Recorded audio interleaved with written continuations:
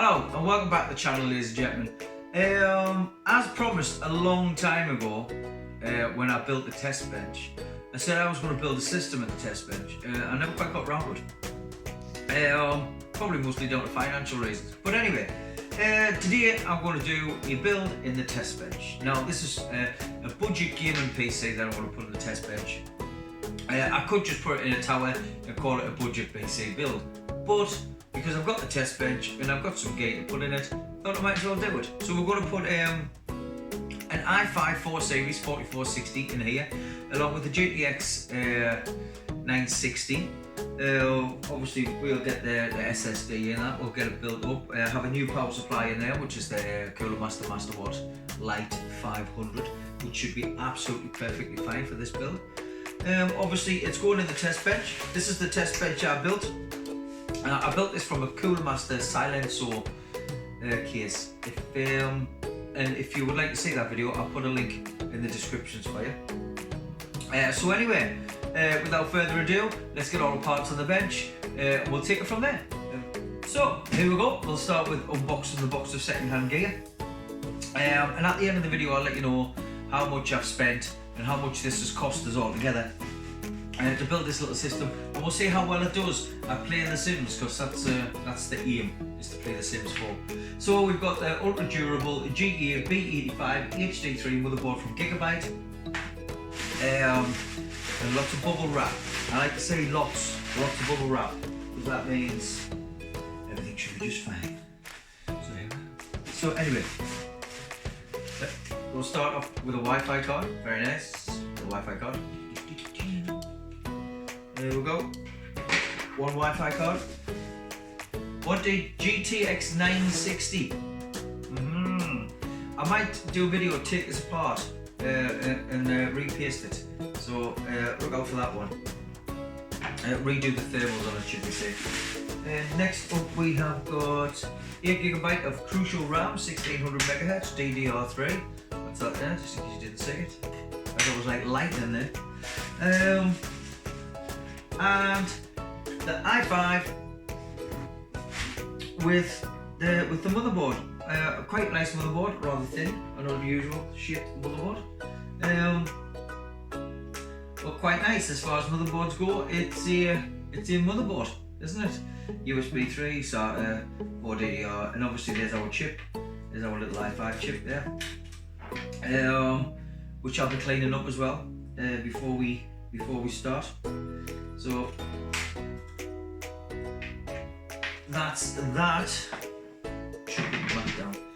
We also have a standard cooler, tested and working, and that's just about it. Oh yes, sorry,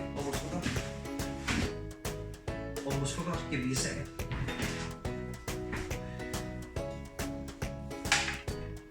The Cooler Master Masterwatt Lite 500 watt power supply. So that's just about it for this build, really. Could do with another 8GB RAM, but we'll pick that up later just so we can run dual channel.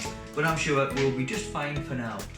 I'm tempted to put that in a different machine and get the dual kit out to put in this machine. But I would like some red RAM in there. Does that sound weird? Just so it looks nice. Anyway, oh yes, we've also got an SSD and a 500GB hard drive. So we'll get all these put in.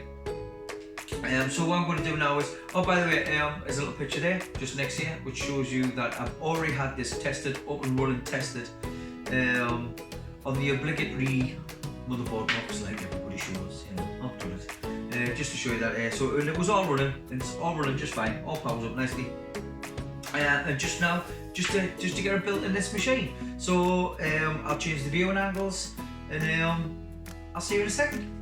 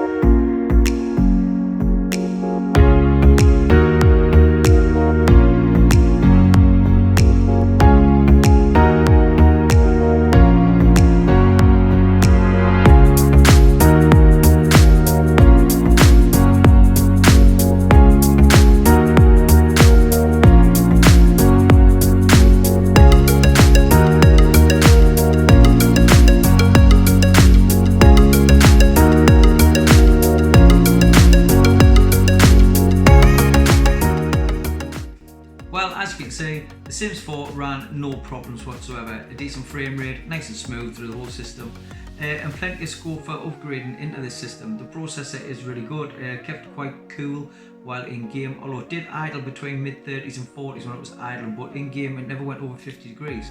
The cooler isn't the best cooler that I've got on this system, but it's doing the job, so I don't think it's worth water cooling. It might be worth putting a better cooler on, a better aftermarket cooler on, but I'll see about that one later. The GTX 960 ran absolutely fine. If you watch the video on how I took it down, stripped it apart and did the thermal paste on it, it ran absolutely fine. So I even clocked everything, and I got no shutdowns, I got no overheats. Absolutely perfect. So on the word of how much did this cost? Well, to be fair, the Testbench itself cost me nothing because I already had the old case, although I did pay £60 for this case a long time ago, a good 6-7 years ago. But it's been sitting in the garage ever since, so I don't bring that into the expenditure of what I paid for this. So here we go. I paid £70 for a bunch of parts. That was the graphics card, the motherboard, the processor and the memory, which I thought was an absolute bargain for what this machine can do. The only other buys were, if you've already watched the video, was the Cooler Master 500 watt power supply. I had to buy an SSD, and I already had a hard drive lying about, which I think most of us got little hard drives lying about. But even without that hard drive, you're talking £70 for the system, £35 for the power supply, £20 for an SSD. So all in all, not a lot of money at all. £125. £125 this cost me. Obviously that doesn't include keyboard, mouse, speakers, monitor. But every build you watch never includes them anyway. So £125, I think it's probably the best bargain PC, especially price to performance I've built. And I might actually do a few bench tests on a few new games on it further on in the week, maybe it's next week or later on, and see how it fares up on a few more modern games, which I don't think it'll do too bad. Anyway, I hope you enjoyed this one. Keep an eye out for some more videos on the way, and a little bit of live streaming on CSGO, which I've been getting up to lately. So anyway, thanks for watching. Take like or subscribe, and I'll see you in the next one. Take care.